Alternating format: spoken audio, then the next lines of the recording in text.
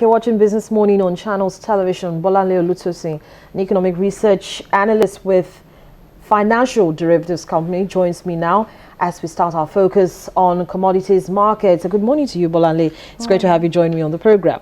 Morning. So, talk to us a little bit about some of the burning issues as contained in FDC's report of today. I know one of the issues is the CBN issuing forward contracts of non-disclosed amount that was actually done yesterday.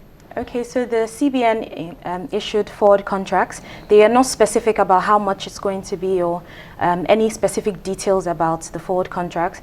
But however, it's good news to the market because it would increase the supply of dollar and ease out the pressure on the spot market, which is currently trading at 498 naira to the dollar.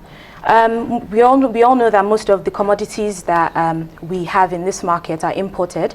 So once this happens and the dollar appreciates, the naira appreciates a bit, we should see commodity prices easing out. So it's good news for the commodities market. So for the manufacturers, for instance, because raw materials producers and makers of agricultural chemicals are part of this this special auction, and those who will get part of this special auction. So talk to us a little bit, for instance, taking a look at those commodities that we track, FMCG companies. Talk to us a little bit how their resilience level has been so far.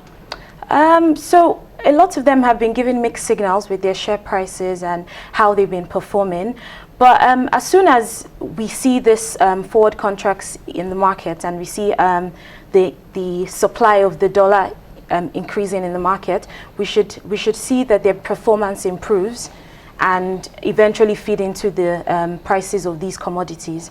So Nestle, Guinness, and some others. But you see, even though that seems to be improving, we have diesel prices continue to rise sharply because most companies literally, run on diesel since they don't have so much electricity. How is that going to also affect how much, they spread these prices to consumers and other retailers? Well, yesterday we found that diesel prices have actually dropped sharply to about 230 naira per litre. And a reason for this was last week, Saturday, NNPC spoke about the resumption of the refineries in Port Harcourt, Kaduna, which will be producing about 3 million litres of diesel daily. So we see that this supply has actually fed into the market and is trying to ease out the demand for the price effect on diesel. Well, but Bolanle, I'd like to know which part of the country is diesel now selling at 230? Because just yesterday I still heard that diesel is selling at 258 naira to a litre. And even taking a look at recent figures from the National Bureau of Statistics, on average, you see diesel prices hovering between 230, 250 naira to a litre. Well, the people selling the diesel, because there's no price regulation in the market, so we see that people setting different prices in the market. But as soon as this supply feeds into the market, we should see price even out to about 230. But we called some of the diesel suppliers, and they told us that they've started selling for about 230.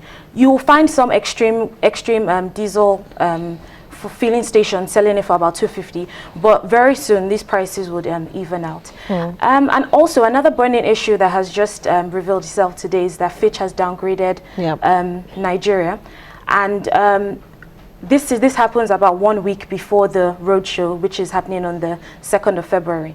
So what this happens is that investors, the confidence level in lending to Nigeria would actually reduce a bit, and also the cost of borrowing would also increase. And obviously, we know that once this happens, our 2017 budget has a lot of borrowing involved in it, and if we're borrowing at a very high cost, what does this say about the expected recovery in 2017?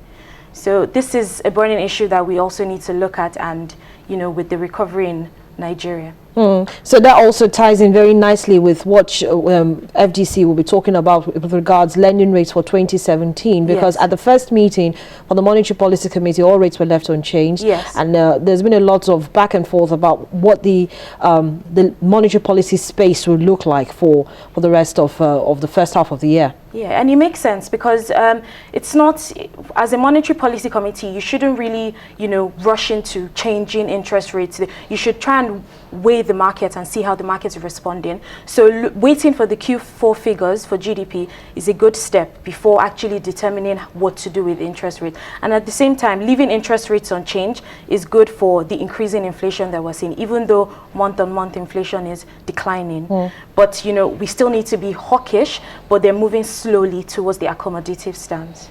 Okay, so talk to us a little bit about where commodities are generally. That's the agri-commodities that we track here, starting, of course, with the inelastic. Let's talk about the prices of those commodities. Okay, so the prices of most of the commodities are declining. Rice and beans have declined, and this is what we obviously expected from the beginning of January, but due to the exchange rate issues, diesel prices, we couldn't see that effect.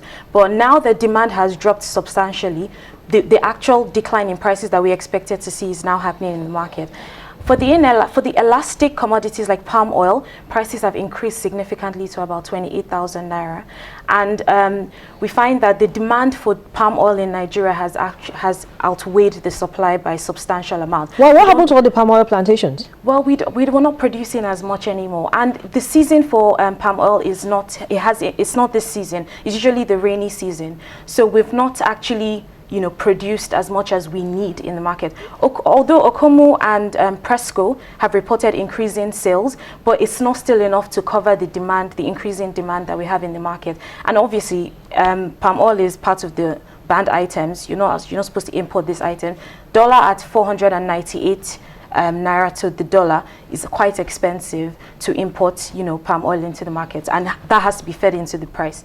So hopefully, as time goes by with the forward contracts, you know, we should start seeing an ease in the prices of. You know, again, it will make me ask this question: whatever happened to our reserves? I know that we were building silos for grain reserves. So is it that there was really no provision to ensure that we also had some reserves of palm oil? It looks as if palm oil is now the new oil. It's like palm oil is being used for so many things. We use it to cook. A lot of Nigerians use, you know, palm oil for several things, and it seems like the amount that was stored has been sold off, especially during the Christmas. So that probably has played into the price of palm oil today.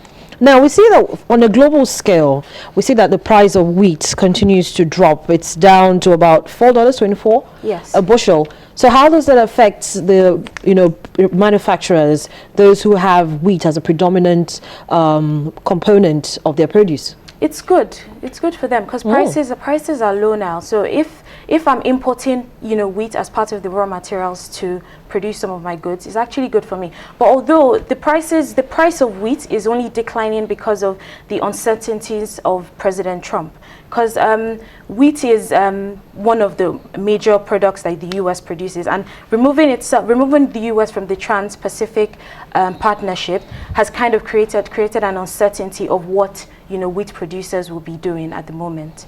So the effects are only short term. So they're not long-term effects that we're seeing in the market. Is that the same thing for corn, cocoa, and sugar? Because prices of all these three commodities have gone down as well. It's the same thing for corn. For sugar, it's just technical buying. They're not the fundamental issues that are affecting sugar. For cocoa, Ivory Coast had an issue with its port authority, so they had a delay with their shipments, which kind of halted supply, but now that has been solved. So from today onwards, we should actually see a boost in the price of cocoa. So for the rest of the week, but today's already Thursday, and the next time we'll be having conversations will be on Tuesday. So what's your outlook? What are you expecting? Bullish, bearish, or tepid?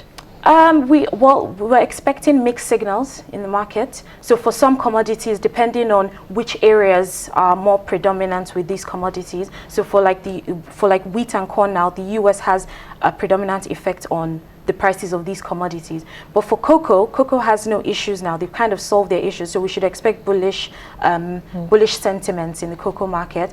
Corn, depending on what speculators are, you know, trying to achieve at the moment. But then generally we should see good signals in the market next week. All right. Balani, thank you so much for coming on the program, and of course shedding more light on the FDC's latest report on the commodities market. Thank you.